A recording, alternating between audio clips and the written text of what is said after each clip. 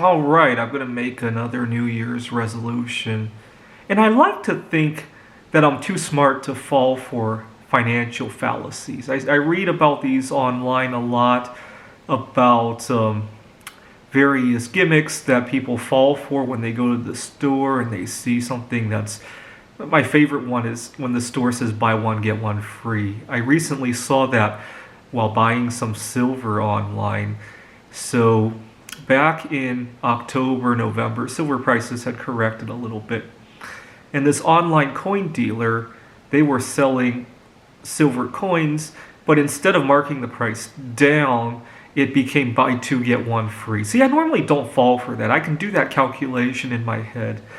My big fallacy is that I have weird ways of forcing myself to conserve money.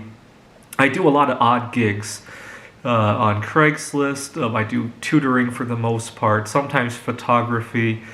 Obviously, that gets a little bit trickier here in the past year.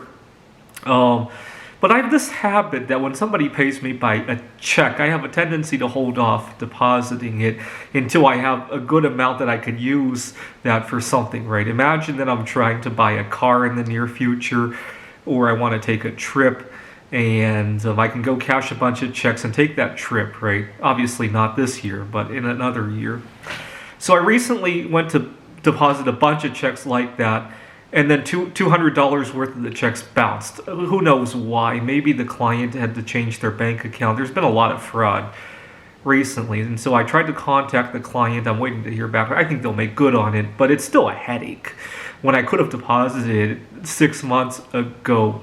I don't know why. When I deposit checks regularly, the money has a tendency to get dissolved. But when I need to go on a trip or I need to replace my car or get my car fixed, then the checks are there. It's a weird fallacy of mine that I need to get over because it's not very professional. When my client looks at their bank account and $700 disappears, it probably creates a little bit of a rift. I do that at my job as well sometimes. It probably doesn't bode well with the HR department or whoever gets to see all that money disappear at one time. I was hoping Donald Trump was going to send me a check, but he direct deposited the money into my account both times. So unfortunately, I didn't get to do it there. That probably wouldn't create that big of a rift, right?